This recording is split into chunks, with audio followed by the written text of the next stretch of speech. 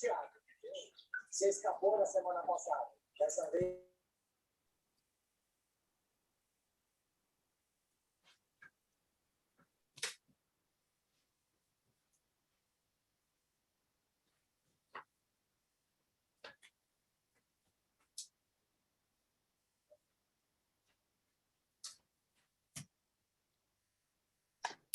Just let me know when you want me to start sharing my screen.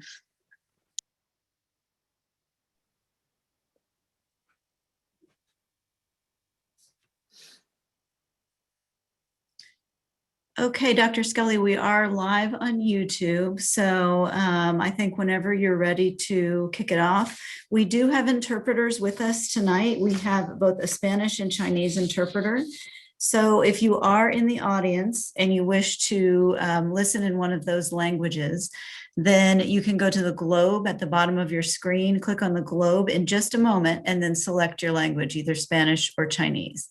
So, Yen, if you wouldn't mind making our Spanish announcement, and then we'll have our Chinese interpreter, Yik, make the same announcement in Chinese. So go ahead, please.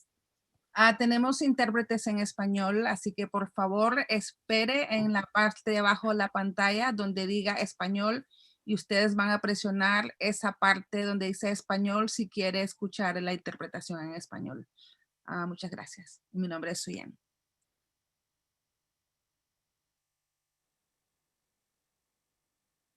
And then if we could have the interpretation in Chinese as well, information.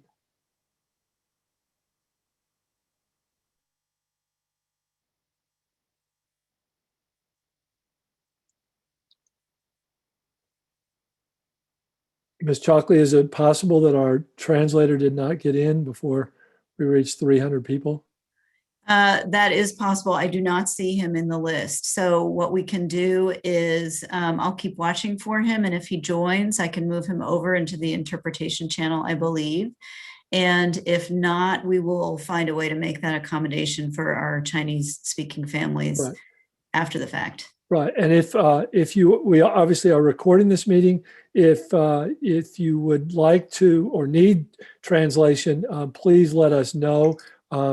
You can email us. We'll give you an email here. I believe it's, what's the email account here? I see it. Okay, right. Return to school at smuhsd.org if you need Chinese translation. Okay, let's get started. Welcome, first of all. I appreciate so many people coming in tonight to have this presentation. I know that you are keenly interested in this topic, how we're doing. I just want to thank you for your patience. Thank you for your support during these this past now almost year that we've been dealing with the pandemic. Your grace, your emails, your passion, your support of your students, everything that's gone into this. I know that it's been very frustrating, and yelling at a virus is not particularly productive, but I think we've all struggled through this the best we can, and I've really appreciated the goodwill that parents and families have shown during this time. We are going to talk about a lot of things, and maybe sometimes we'll sound definitive, but we're also aware that this is a fluid situation. It goes in waves. Right now, I think we're headed in good directions, but as all the health experts tell us, things can change rapidly, and we need to be flexible and continue to do that. We can only do our best.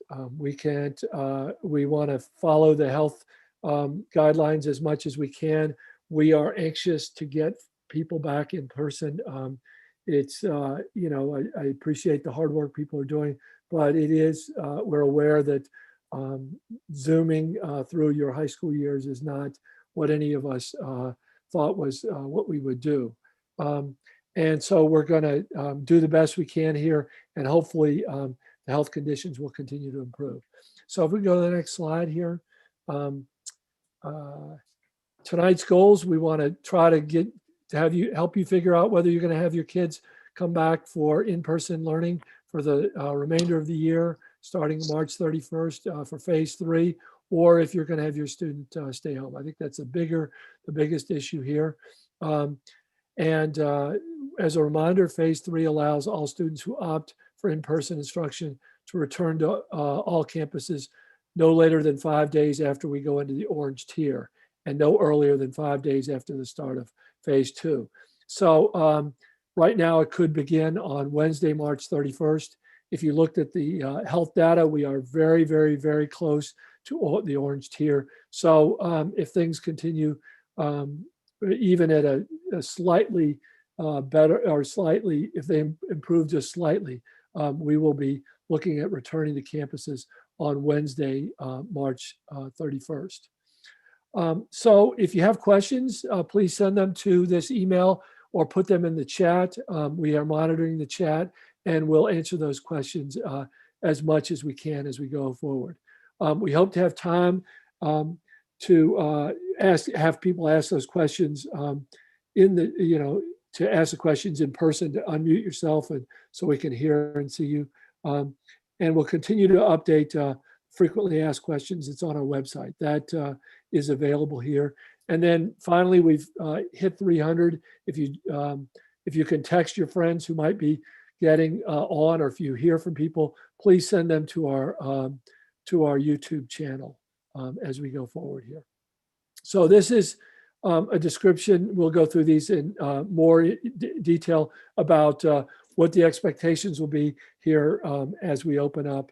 And we want you to acknowledge just what you already know, which is things are going to be different. We're not going to return to the way school was in February of 2020. So with that, I'm going to turn this over to Dr. Black, who's been working on various committees with a whole bunch of people to come up with our safety plan as we go forward. So I'm going to turn it over to you, Dr. Black. Thank you, Dr. Skelly. Good evening, everyone. This slide indicates the 4 pillars. The San Mateo County Office of Education has developed these 4 pillars. It was right. You go back to school March 31st. Okay, But sorry. in cohorts. I'm sorry, there was a question there? Okay, so the 4 pillars are somewhat self-explanatory. Pillar 1 is health and hygiene, which includes daily hygiene routines, hand washing, sanitizing. And towards that end, we will expect students to engage in regular hand washing every 2 to 3 hours, especially when entering and exiting different locations. The district will provide essential personal protective equipment for students and staff. Our maintenance and operation department will conduct effective cleaning and disinfecting routines of all classrooms, buildings, and equipment on a daily basis. And also included in health and hygiene are health screenings, and we'll be reviewing our practices in a later slide. Face coverings have been, based on extensive research, have been shown to stem the spread of COVID-19, and so therefore they will be required for everyone on campus unless there is an accommodation made for medical reasons. Face coverings will be available for students or staff if there's break or they forgot them or they become soiled. Pillar 3 is physical distancing, both of people and of areas where they will be sitting. Classroom desks will be placed at least 6 feet apart to allow for students to be distanced and also for staff to walk through the desks and assist students as needed or direct them as needed. I realized that. They said they were connecting and then I'll have to turn it off.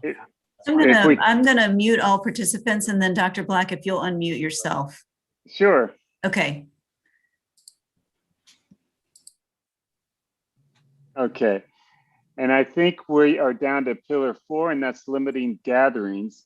We're going to organize the school and the schedules in the schools to make sure that we aren't having students or staff gathering in numbers that, number one, won't be able to maintain physical distancing or an abundant number of people in one location. We intend to use outside stations for instructional delivery as possible. We'll continue to do Zoom instruction, and thankfully we're getting back in the spring, so the weather should be good to accommodate these different strategies. Next slide. And I'd like to introduce Sarah Devaney, our student health coordinator, for the next couple of slides. Great, thank you. So let's dive in a little bit deeper on what it's going to look like on a daily basis for your health screenings. We will be taking every student's temperature who comes on campus, as well as staff, and we will require a daily health screening tool. We actually rolled this out, I believe, in October, and it is available on an app. It is also available as a web link, so you can access it through your school-issued device, like a Chromebook, or if you have an Android or a phone or any other device. We will require students and staff to fill it out daily. It will go through the general COVID screening questions, as well as any potential exposures. And then this will generate a clearance indication by a green check mark, and you will be required to show that as you enter school. Or if you get a red X mark, it will tell you that you need to stay home and let attendants know, or staff need to let their supervisor know as well. And then students and staff, as I mentioned, will be required to take their temperature as well. Next slide, please. We will also be providing on-site COVID testing. As an expectation to participate in in-person instruction, you will be asked to be COVID tested as a student and as a staff member. We are using Curative. It is on-site. It is minimally invasive with an oral fluid swab. I would say takes less time to do the COVID test than it does to brush your teeth. And students are participating right now in managing to do it with health aides and our athletic trainers who are guiding them through every step of the way. So we will be providing approximately every 3 weeks for students, and staff are able to test every 2 weeks. And if there's a need to increase that frequency based on specific needs, we're able to do that as well. Next slide, and I think I'm handing it off to Ms. Shockley.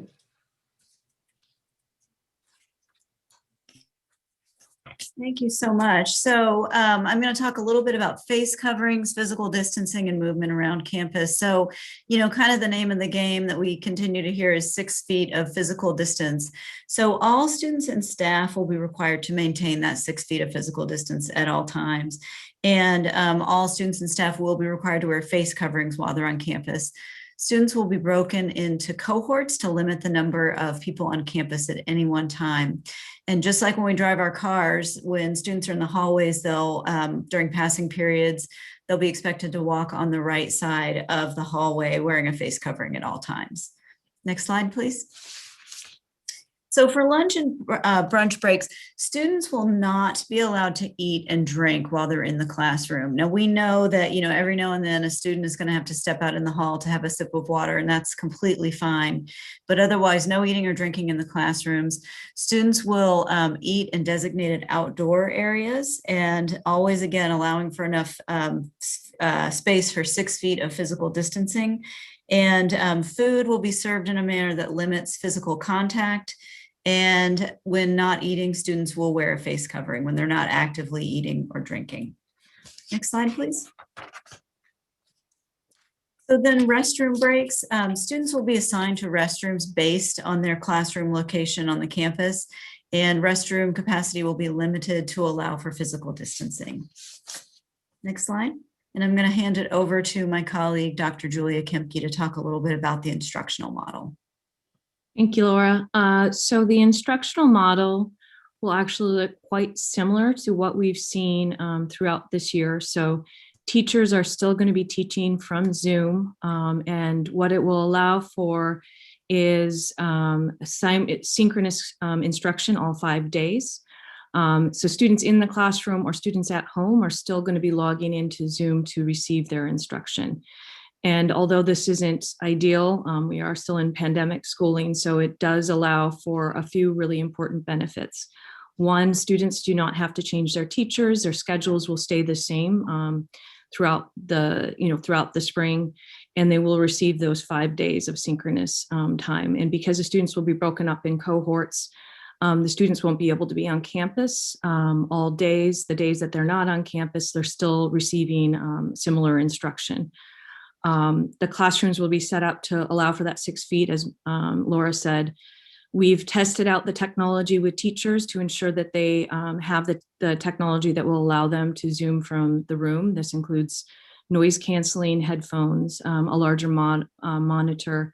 What we will also say about the in-person instruction is that students, our teachers are starting to think about how they can create the in-person experience so that students have chances to interact with each other, following all safety protocols and physical distancing. But we do feel like having the in-person time will increase some of our students' engagement that have really been missing the structure and the support that the school buildings offer. So students who opt to return to campus will participate in this hybrid model of instruction, like we've mentioned. They'll be on campus part of the time and then at home part of the time. This allows us to keep our numbers reduced and our volume of students on campus reduced so that we are following county health guidelines. Students will be placed in one of 2 cohorts. We are calling them cohort A or B. Once we have finalized the numbers from the survey, students will be placed in cohort A or B, and we'll communicate on how that is split out once we have those finalized numbers. And then students will then, based on that cohort, will attend in-person classes on their 2 designated cohort days each week. And then the students will attend Zoom classes from home the other days. So students that choose 100% distance learning will continue to receive similar instruction to what they've had up to this point. And this is one of the benefits to the model that we're choosing here, is that the students at home's experience should still be high quality, and they'll be receiving a similar instruction to the students at school. And it also, as we mentioned, allows for as much synchronous time with directly with the teacher at all times. And now I believe I'm going to pass it back to, I was doing the slide too. So expectations for behavior in school. Students will be required to follow all safety guidelines. And in this presentation, in the school plans, those will be communicated further to you through schools. And we've had really excellent record with student behavior in athletic and academic pods. Students have been conscientious and careful. Our learnings from other districts is that we really don't have any concerns about students not keeping their masks on, but we do have very clear guidelines on what happens if anything like that does. Students will receive more information from their schools about expectations and consequences. And now I believe I'm going to pass it back to Ms. Chalkley. So I'm gonna jump in on this one. It's Sarah. So expectations for behavior outside of school, just as it is so important as monitoring the behaviors inside of school, our collective choices outside of school really define how and if we can keep our schools open. So it depends on all of us. We all need to be in this together. Our decisions, our gatherings, our traveling, it directly impacts us. And we must do our best to create and maintain an in-person experience that is safe. So all students who return will be expected to sign a community agreement acknowledging that they understand and they're responsible for following the county health guidelines.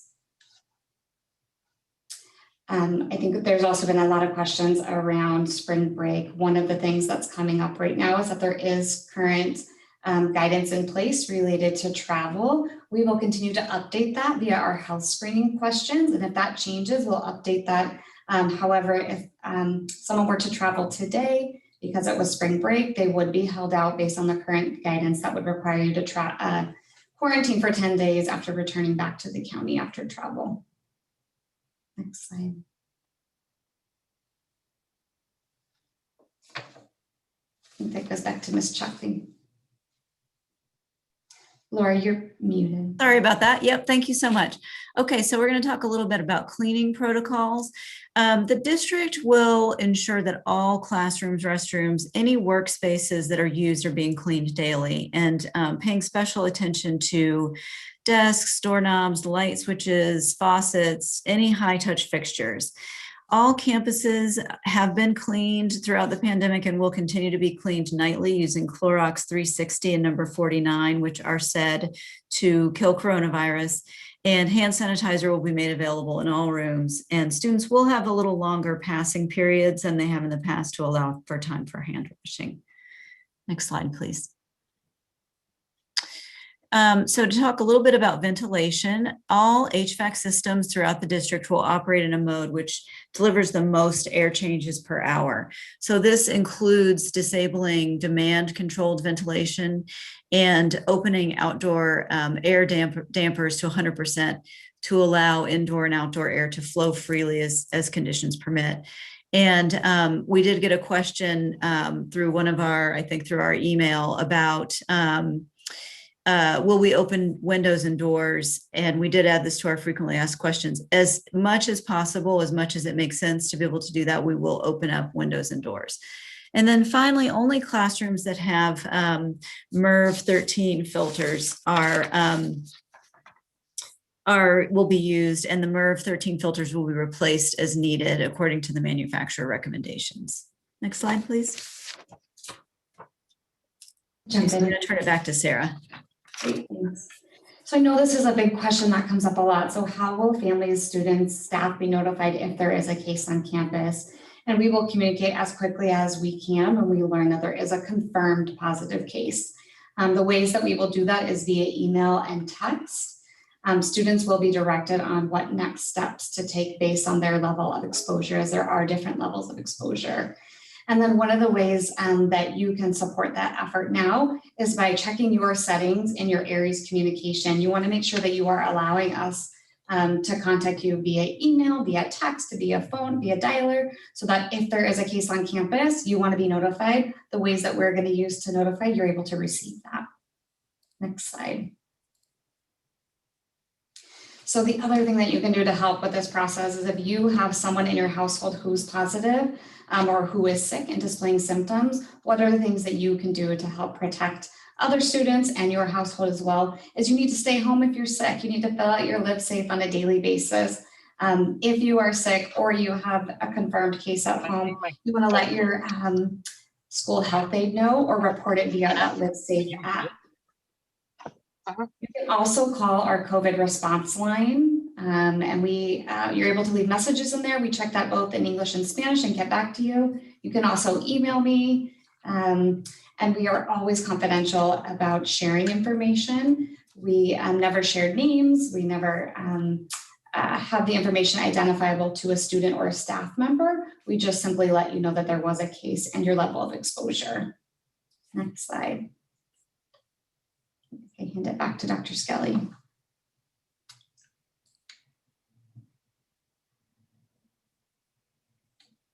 So I made an effort to keep up with the questions, but I just got run over. There were just way too many of them. So I'm glad we didn't spend too long on this. And now we have plenty of time to answer your questions. So I think, Ms. Chalkley, you're going to ask questions, then I'm going to try to answer them, or I'll refer them to members of staff who can answer that. So let's talk about the ones that people did send in here. Okay, so a question that we've gotten a couple of different ways is related to siblings. So will siblings, if I have a 10th grader and 11th grader who both go to the same high school, will they be placed in the same cohort? Yes, we think the way we're going to do this is alpha.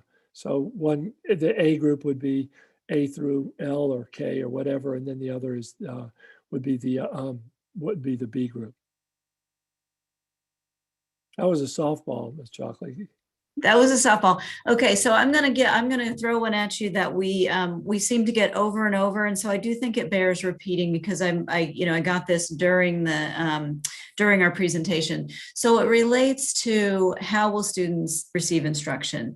So there's still, I think, some confusion about where is the teacher physically in this scenario, and so if we could go through that one more time. So where's the teacher? Where are the students?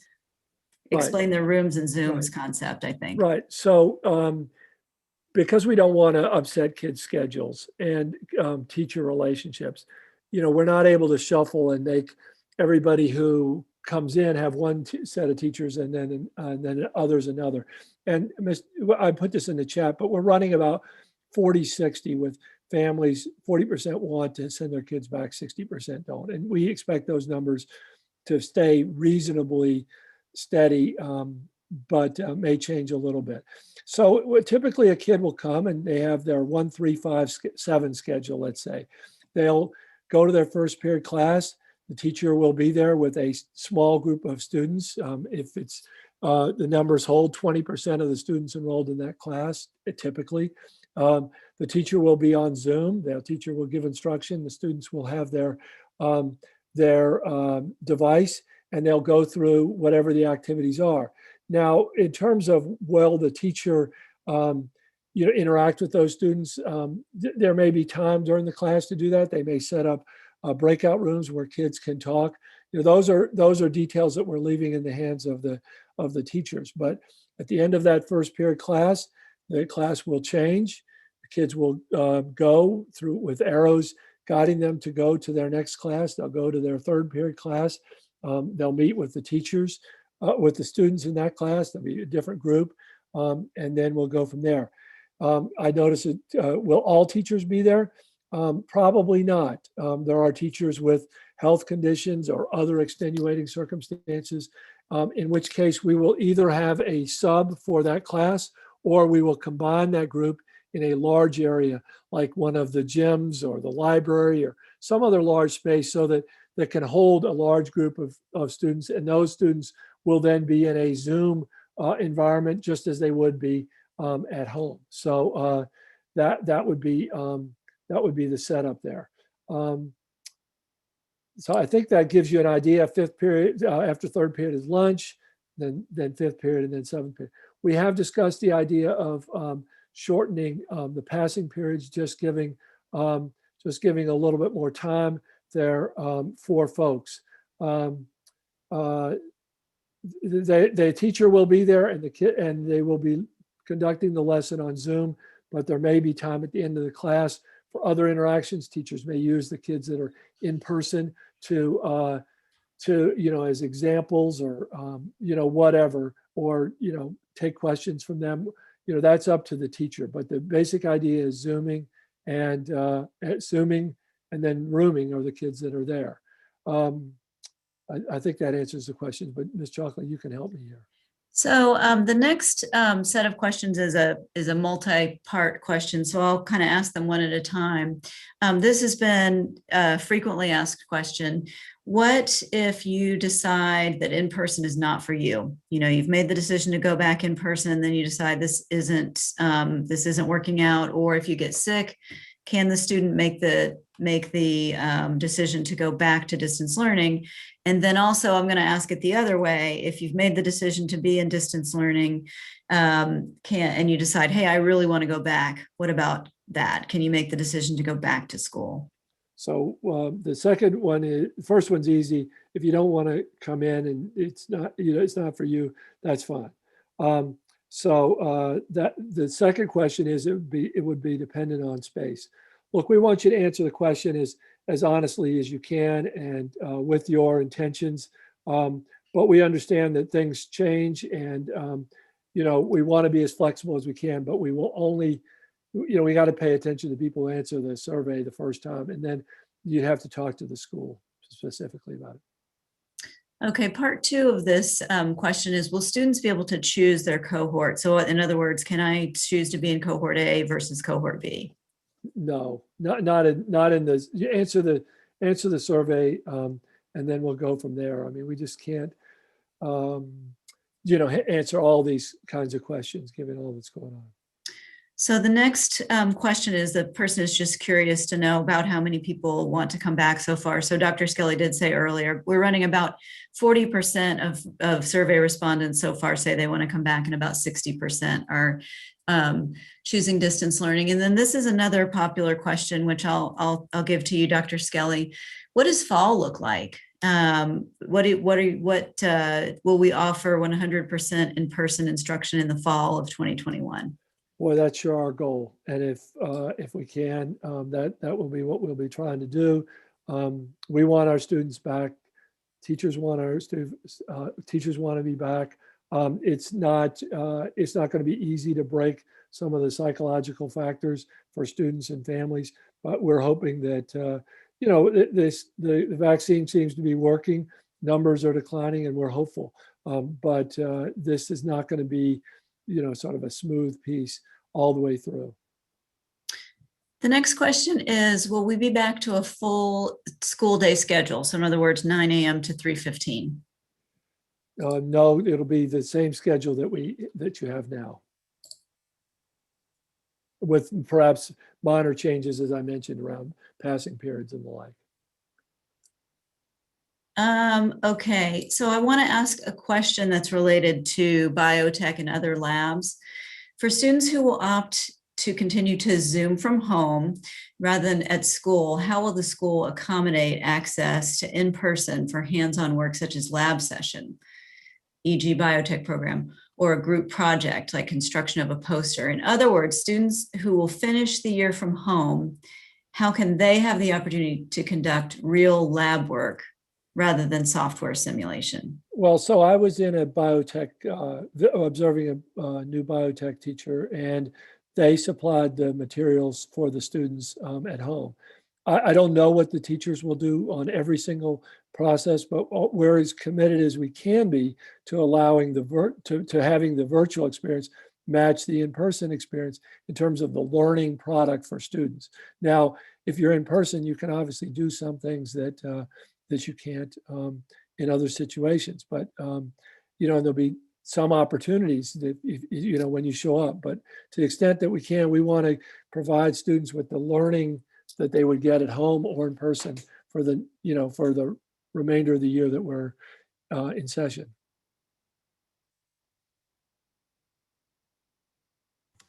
So the next question is, based on students needing to be on Zoom at school, it seems like most kids will not want to go. It also seems challenging from a technology standpoint. So the question here is, the teacher is talking, but will the students need to wear headphones or earbuds all day? I don't know the answer. I don't know what exactly the situation will be, or how much the teacher's voice will project, or each situation. I think kids should be prepared for that, but I'm hoping that that we're investing in some technology that may help. But I don't know, Ms. Kemke, you may be able to provide a little bit more information on that piece. So the testing that they did with the technology did include students potentially wearing earbuds for some of the period. The technology setup would also allow for teachers to, like the students that are talking through the teacher's monitor could hear students in the room as well. It's similar to the setup that we have at the board meetings. It will be kind of the preference of the teacher and depending on the activity. So students will be, they'll have their school issued earbuds that they can use at times. And at times the teachers may say, take out your earbuds, we're going to have a full class discussion, and they'll use the monitor in the room for those instances. And I do have a private chat from our Chinese interpreter. They're here now, so we can set that up, at least for the last bit of the meeting. Is she in the room? Yes. Okay, so maybe Julia, if you wouldn't mind taking over the chat for a moment, I'll work on getting our interpreter into the right spot. Okay, so let's. Students can definitely bring their own device. They can also bring their own headphones, for sure. We'd prefer that they did, obviously. And a question was asked, most seniors have gaps, periods in their schedules. What will happen to students have a gap period? Where will they go? Well, if that gap period is at one end of the day, they should not come until that period, till they start school. And if their period is at the end of the day, they shouldn't. They should go home. If the class is in the middle of the day, that would be something that they should talk to the school about, those particular cases. There is a question about ninth grade orientation. Will ninth graders have an opportunity to be orientated back to school? Yes, yeah, schools are working on those details. Look for details from the school. So somebody asked, what percentage of teachers expressed interest in teaching from campus? What we have done is we've set up an interactive process where individual teachers who want to to teach from home, go through a process here, and there's all sorts of things that Dr. Black is handling. Those, I'd say it's running about 80% of the teachers are scheduled to come back and about 20% not. Some of that may fall away as more vaccines happen. Teachers get more comfortable. We have some conversations about accommodations that we can make. So we expect it to be, at the end of the day, over 80% of the teachers will be there. It depends on the individual schedules. You may have all your teachers there, or you may just be in a place where you have fewer teachers in person. So we did move our Chinese interpreter over into the proper channel. And I do have another question. This is related to allowing spectators at sporting events. Can you talk a little bit about that, Dr. Skelly? Yeah, okay. So we have been struggling with this issue. And I'll just say that I think that we want to have families have the chance to watch their kids in a safe environment. The direction that we have, and I'd ask Ms. Devaney if you could put the actual language that we've gotten from the county on this in the chat. The language is basically that if you're involved in the supervision of an activity, then you can come. And so for youth sports of like soccer at 6, 7, 8-year-olds, obviously parents need to do that. We have talked to the county, and their direction is that we're not having spectators at sporting events now. Now, I know that I've gotten a lot of emails about this topic, and I'm going to be meeting with the county superintendent on Thursday morning, and this will be a topic that we discuss. Our first football game is on March 12th. And we hope to have an answer there. The health conditions continue to improve. It's outside, but we are going to follow what the county tells us. And at this point, our interpretation and what we're hearing very clearly from them is that spectators are not involved. And we will deputize some parents to do videotaping of the game and do it on Facebook Live or some other method. But that's the direction that we have. I think that Ms. Devaney added this. Laura, you added it. Thank you for that. So that's where we are. That's where we are. Okay, so we have several questions about PE. How will that work? Will students dress out? Can you talk a little bit about that, Dr. Skelly? I think if you have a PE class, you should dress in sporty clothes. So you should be prepared to go to your PE class and participate. I think I think we made a big effort early on during the August time to try to do something around PE as an activity that everybody would go to if they wanted to, because we're just so associated with mental health. We think we should dress. We're not going to put people in locker rooms. If you have a PE class, I think what we're discussing now is that various periods, there would be a PE teacher who would run the Zoom operation, and then the PE teachers would be in person, perhaps with more teachers and a larger group. So, we're anxious to do that. And another question that is related to this is, what if I want to come to these 3 classes and not those 4 classes? We can't accommodate that at this point. We're just stretched to the max dealing with all these other issues. Might that change? No. Where would kids leave their laptops? By the track. And I don't think that would be a problem. We've got cameras, so it's not there, and students will not have access to their lockers. Yeah. Next question. Okay, so the next question speaks to capacity. So currently the opt-in group at our school is hovering around 40%, which would put our AB cohorts at 20%. If that opt-in group decreases to 30%, might that in-person group become a single A cohort and allow for increased days on campus while staying within capacity outlined in the MOU? That's possible. Yes. That's possible.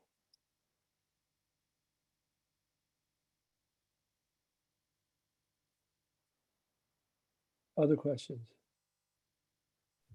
Sorry, So the next question. Let me talk about the charging sources, because this was a topic that we'd spent quite a bit of time during our principals meetings.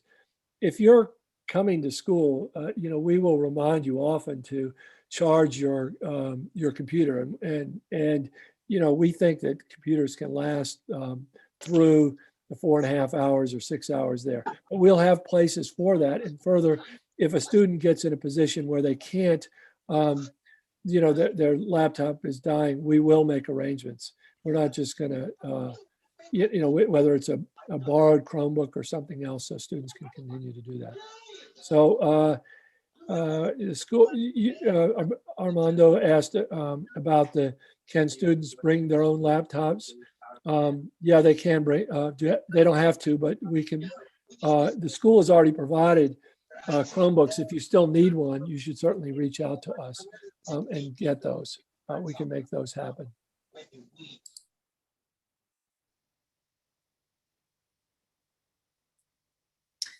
Okay, Dr. Skelly, I did mute all participants, so if you can unmute yourself for the next question.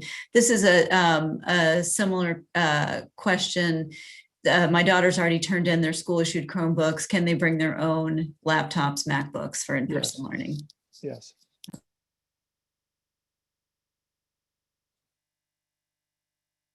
Will drama resume in person? Yes. That those teachers, and somebody else asked about music. The visual and the performing arts have a challenge. Obviously, it's hard to do music.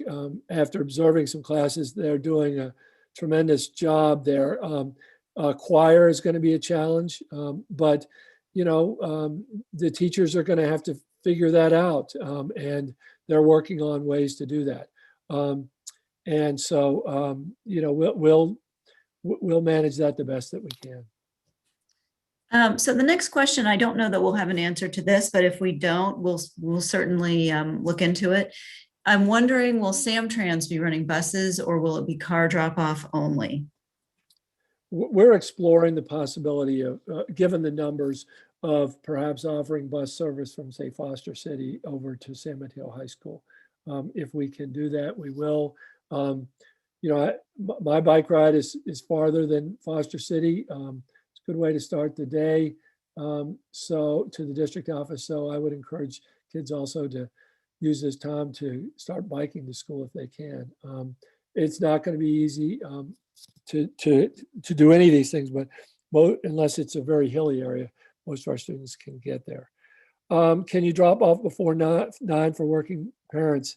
I don't think so, but I think it's a good question for us to ask, and it's a possibility. Obviously, we understand part of the reason we want to open is to help working parents, and so we would like to do that. That's a good conversation for us to have at the next principals meeting on Tuesday. So. So we have a question that I don't think we've answered. I know we answered in our frequently asked questions. It was, do we know how many teachers are going to return, or do we know which teachers? And I'm sorry, I think you might have addressed that, Dr. Skelly. Okay. Okay. So I'm going to, if you don't mind, maybe look in the chat and I can catch up on a few of these emails and share those with you. Okay. So Mr. Barnes asked, what happens if a student tests positive? I think you're in the best position to answer that question, Ms. Devaney. Yeah, if a student tests positive, we work with our partners at San Mateo County Health Department, and based on the exposure dates and the infectious period, we determine if that student was in fact on campus during the dates, and then determine from there who is identified as a contact, whether it's a close contact or an indirect contact, and then we'll issue notification and guidance based on that.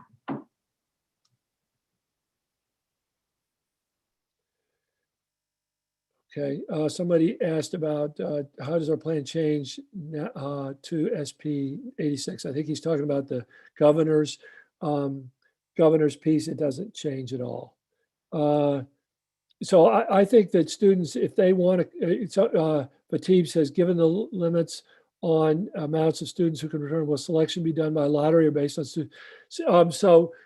If you want to come back, as we look at the numbers, we're going to give you an AA or BB schedule.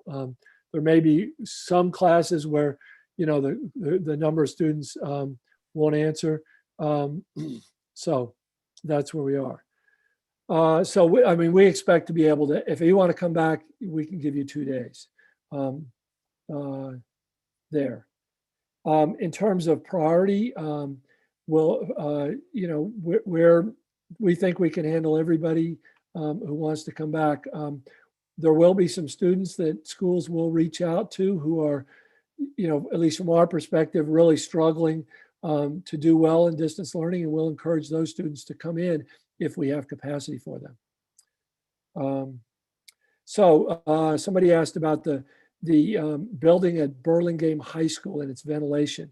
The biggest issue with Burlingame High School is that there's a wing that's not air conditioned.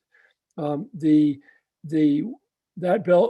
wing gets more fresh air than any of our regular classrooms. Basically, you know, there's a lot of technical stuff that I've learned about ventilation, but the bottom line is that, you know, we typically bring in 15% fresh air, but we'll expand that to 30%.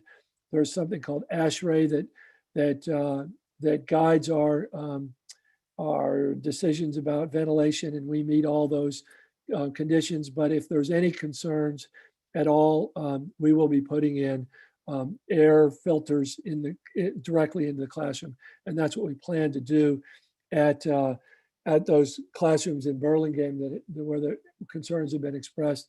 In addition, there are, I've learned that carbon dioxide monitors and measures are a good proxy for airflow, and we will also have those in some classes, and then we will, our staff will be equipped with handheld devices to measure ventilation as those things, as if there are any concerns.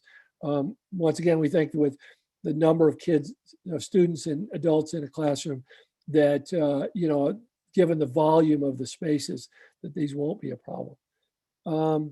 Mr. Bear asks, how can we be sure that the rules are being followed?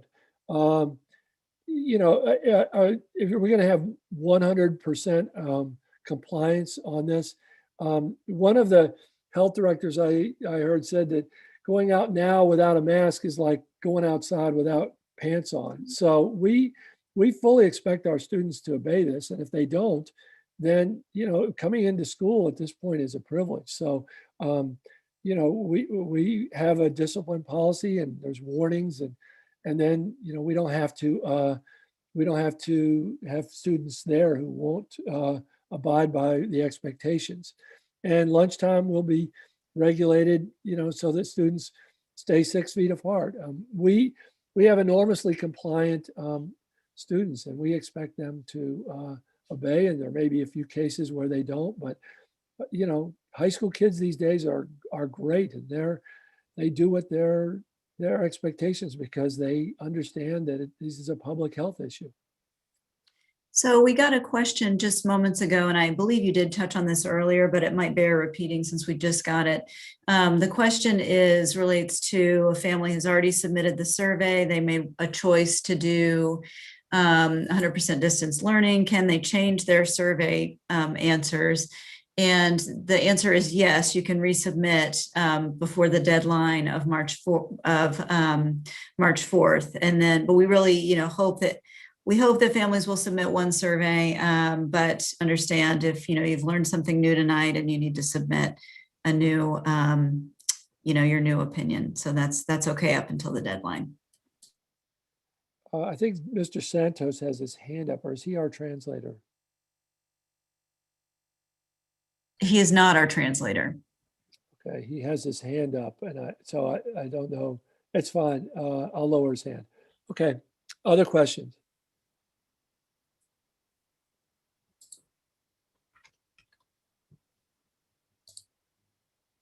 Will there be testing right before or after spring break? Ms.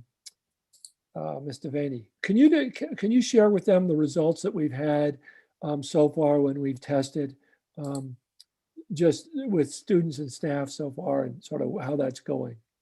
Yeah, I think I shared at the board meeting last week, and we're up since then, but I think we had around 1,800 tests that we had performed since October. 1,000 of those had been in February, and we had less than 10 positive cases on campus. And those are through our asymptomatic testing. We will not test anyone who has symptoms because you'll fill out that live safe screening. We won't have folks on campus who are displaying symptoms, so they'll need to go elsewhere to test. But for those who are asymptomatic, we've had less than 10 cases on campus. And I think that number continues to grow. Over the weekend, we tested last week, and so more results came in, and we tested athletes all of this week. And so the last I checked, I think we were up to 2,300 tests. With still no positive results. So I don't have all of that data right now, but we're quickly increasing the number of students that we're testing. And the original question, I think, was related to spring break and testing.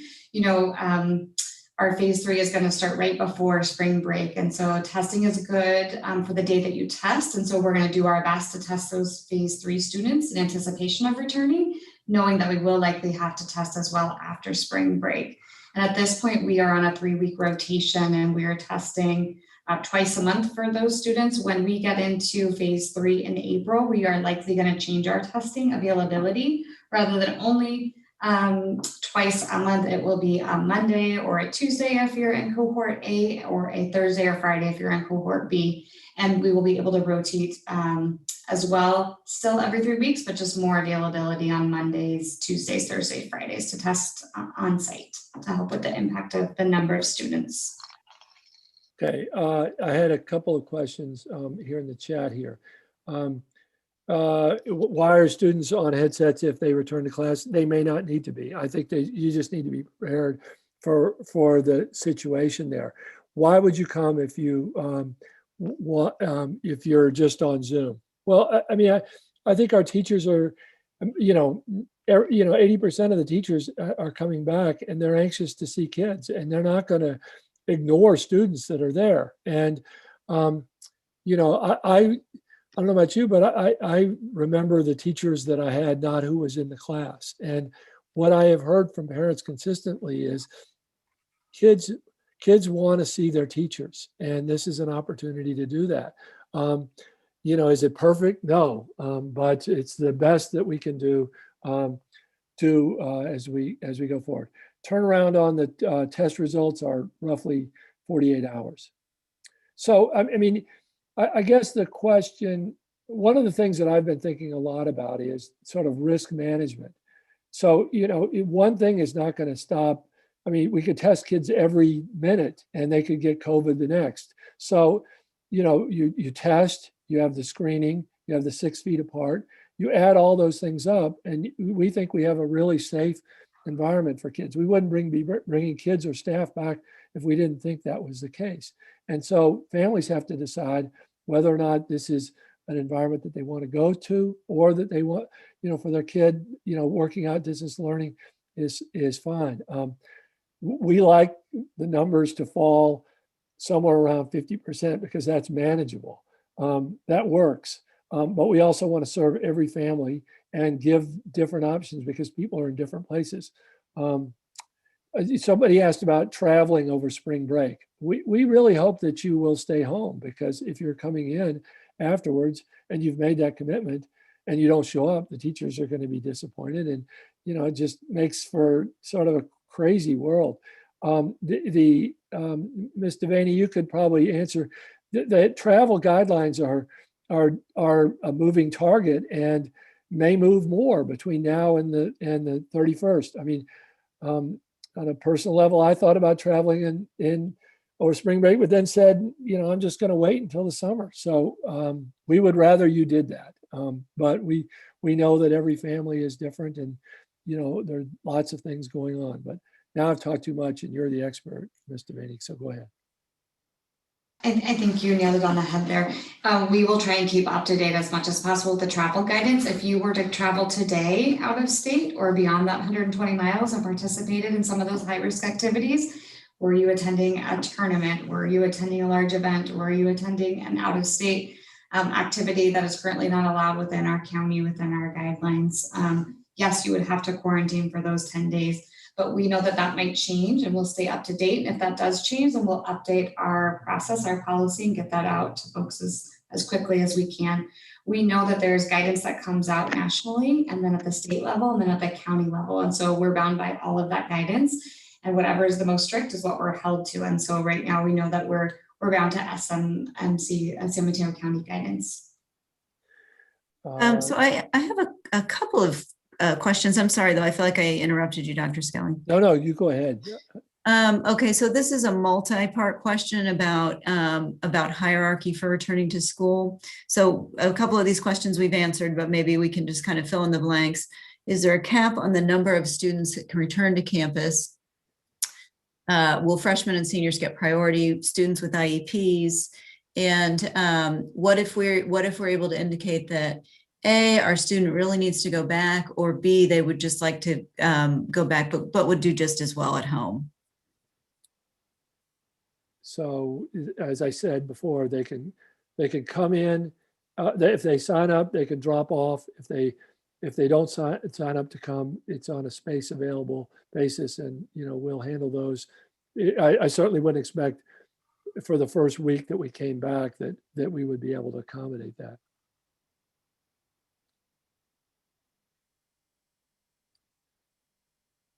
Okay, there was a question about mask fatigue. So if students are, feeling like they need to take off their mask for a moment for a break, is that a possibility? Have we allowed for that?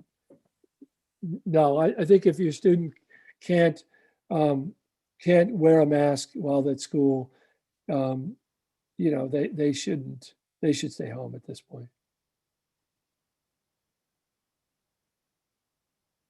So once again, there are a lot of questions about worries that there won't be enough spaces for students to come in. I don't have that worry based on the data that we have so far. I think we will be able to handle, in almost every case, the AABB model. Somebody asked about Wi-Fi and the quality of Wi-Fi. Can we handle the number of folks that are in? Yes, we can. That's our belief. And we've made some big improvements there. I saw a question earlier in the chat about, I think it was, can a student with I think they meant 504 also be considered a priority like IEP students? Yeah, I mean, once again, we're gonna try, like, if you want to come back, we want a seat for you. So socializing with friends, will there be no socializing? We're not running a gulag here. We want students to have some interactions. We've all been out in wearing masks in environments, and we know what it's like. So I think that's what we're looking at, is kids that are doing what they're supposed to be doing and socializing as they need. Now, we won't have any public displays of affection or hugs or anything like that, but it's not going to be a cold, soulless experience. Lunchtime, we have staff. I'll just use San Mateo and other places. We have large quads on our campus that can easily hold all the places, all the students that are there. They'll be outside. We want people outside for lunch if they can possibly do that, or under awnings, and there's enough space to do that on all of our campuses, with maybe the exception of Burlingame. So that could get a little tricky during lunch, but we will, and I need to think about that one a little bit more on inclement weather, but there are some covered areas there as well. So, I think students can eat outside, and that's one of the more enjoyable times for kids. And we think that if they're 6 feet apart, they can eat their lunch safely. Dr. Skelly, I have a question for Sarah. If someone was out sick with possible COVID symptoms, do they need to have a negative test to return for campus? So maybe if you can elaborate on the process for returning to school.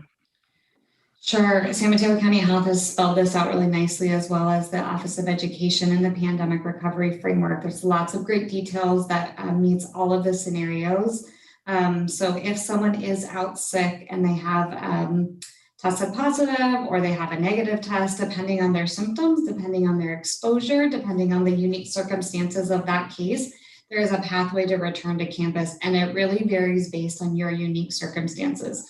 So if you have symptoms and you get a negative test and they are not highly suspected of COVID symptoms, then you're able to return with 24 hours as your symptoms are improving, and 24 hours of symptom fever-free.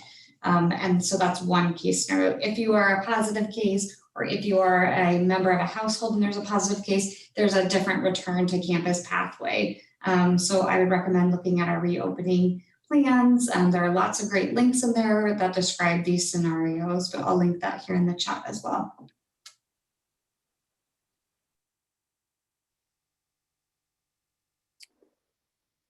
Okay, so Ms. Doherty asks about, so to be clear, as this rolls out, kids who initially decline to return, if they change their mind, how can they attend in person?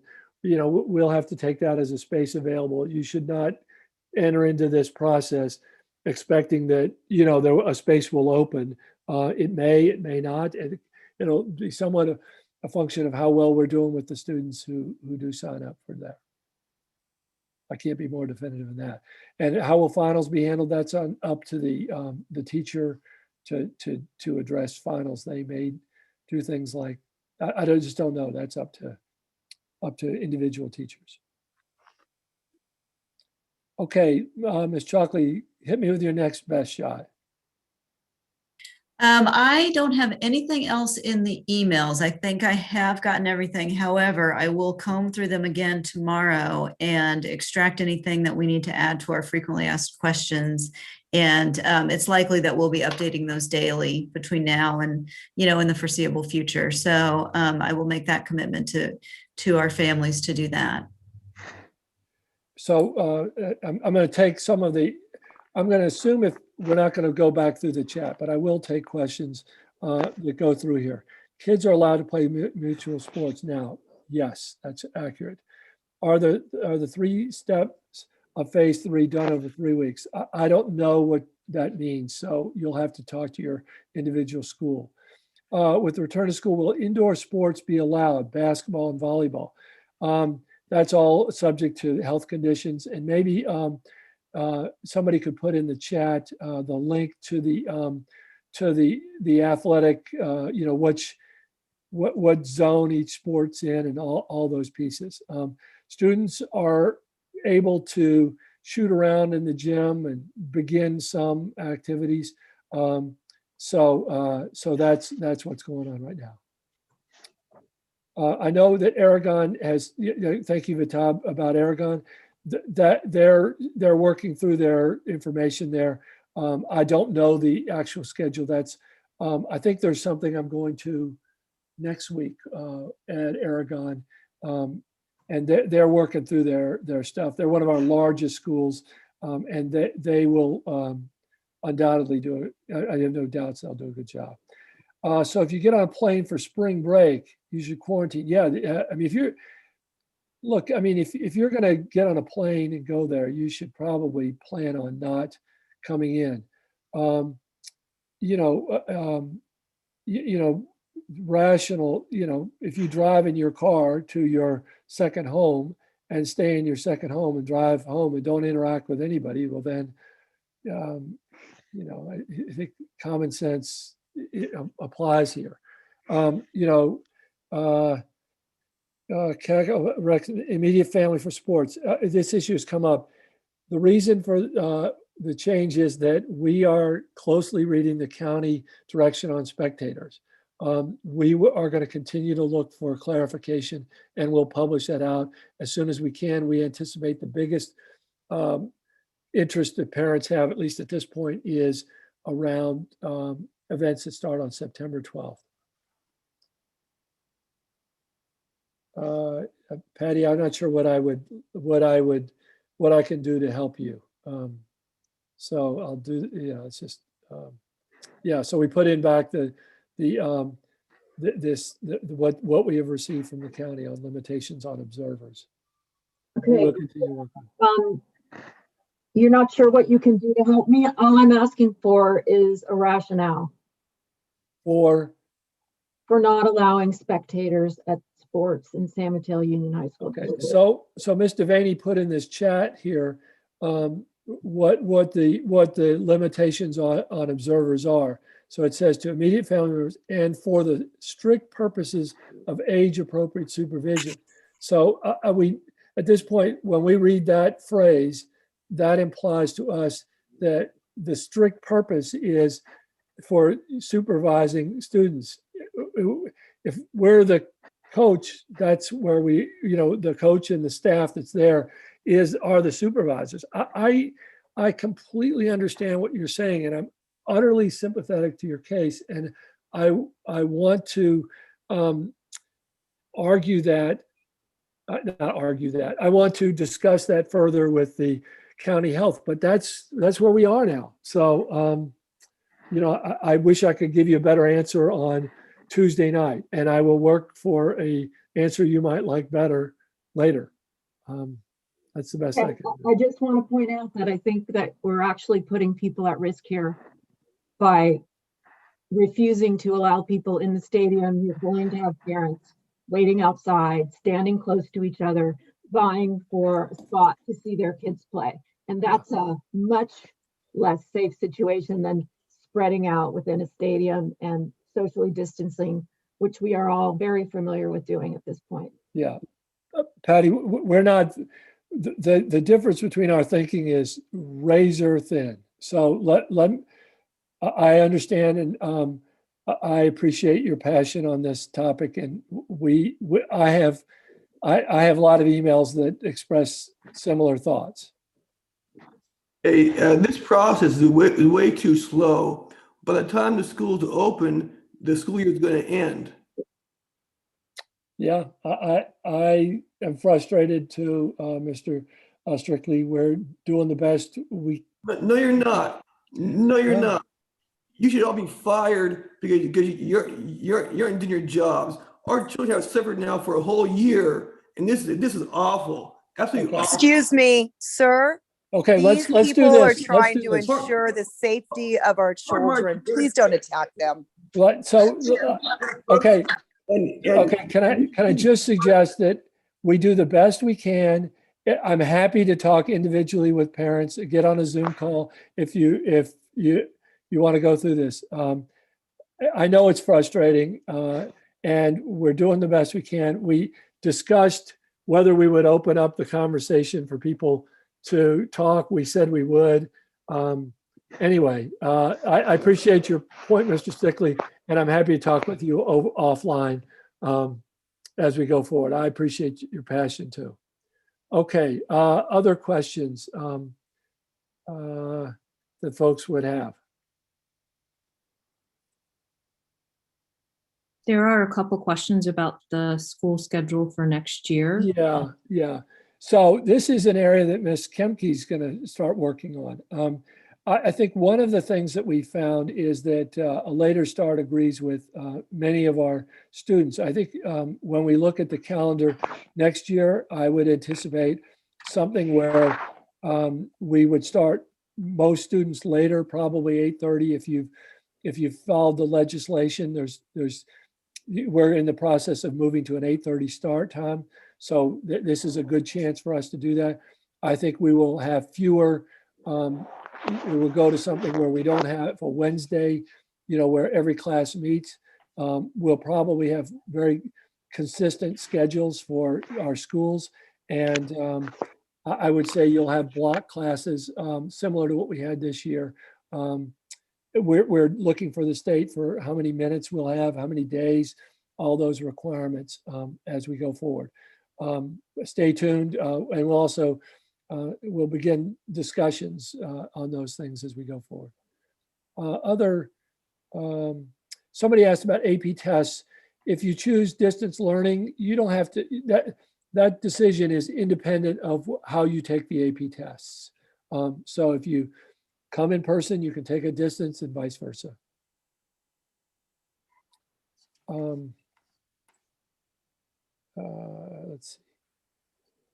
Let's see. I can't keep up with the chat. So are there other questions here that we should answer? So go ahead. I was just going to say we are getting close to the end of our time here. So I think people are sending their appreciations and we're appreciating you back. And then I think, you know, there's more questions about the 8:30 start time that we'll address when we start planning for the school year next year. Yeah. And look, we want kids back, full stop. We want them back next year. We want to come back to normal. High school is an important time. It's the 4 most formative years in a kid's experience. This has been formative for our students, but not in the ways perhaps we wanted. But we're anxious as we can to go in the fall of 2021. You know, I mean, we just want to do that desperately.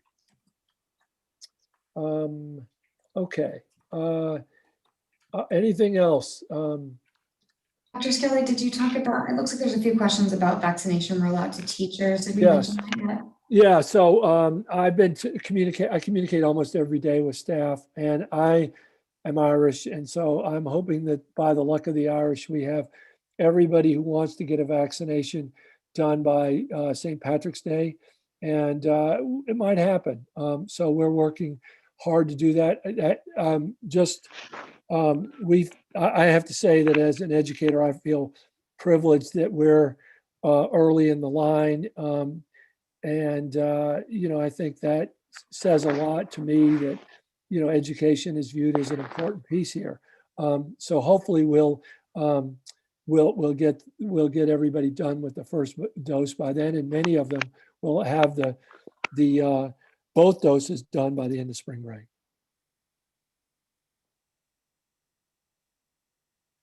I think the last thing that we might want to make sure we mention is that because we got full in the meeting, some of the parents that were on YouTube needed interpretation. So there is a Spanish version of this town hall on Monday evening. Is that correct, Ms. Chalkley, at 6:30 as well? That I believe is correct. I'm just going to triple check on our website. Yes, Monday, March 8th at 6:30. Okay, thank you. And I think Samia, Dr. Showman is on here, who is our manager of English Learner Services. She's put in the chat at 6:30 to 8, Monday, March 8th. So we'll make sure that we advertise that widely, since there were some folks that weren't able to get interpretation if they were on the YouTube. So we'll accommodate you there. And sorry that you weren't able to join us in the real meeting. Okay, and then it says that San Mateo's, yeah, thank you, Arsenio. Yeah, I'll be at the town hall on March 23rd.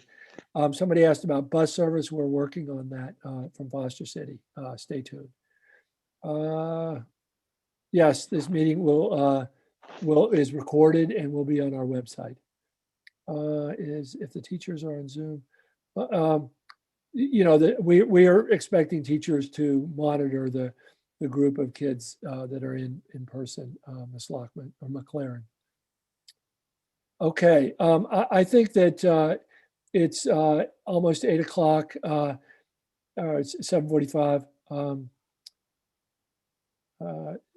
and we'll go from there. Okay, how do you find the student ID to complete the in-person learning? You know, I don't even know that. I think ask your kid. Would be the easiest way. They've got it memorized. We would have them contact their school, and the school can provide that to them. So if a student doesn't know theirs, they can contact their school directly. It's available on Canvas too. Yeah. Yeah, we'll update the stream. Yeah, that's a good comment, Kanchan, about updating the questions. Can students yeah, after school programs on campus, yes. So like a lot of athletes I expect some athletes to not choose to do that. Okay.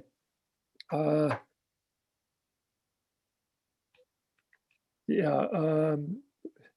In-class exposures as it relates to kids who are on sports teams. Look, this issue has come up, and some students might choose not to come in because they don't want to risk their sports.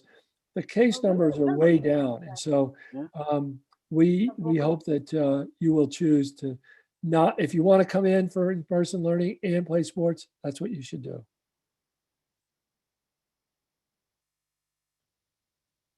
Okay, bus service. The bridge is dangerous for bikes across 101, lots of traffic. Okay, so there is to Christie, there is a bike path over 101 that is very safe. So I would not have my kid come from Foster City to Hillsdale, the bridge that way. Oh, you're right, that is sort of dangerous from Foster City. I do think there's a bus that runs up that way.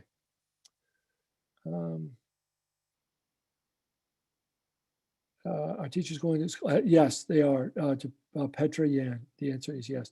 Okay, we could do this all night. It's over. Staff have to come in tomorrow at 8. I really appreciate everybody's time.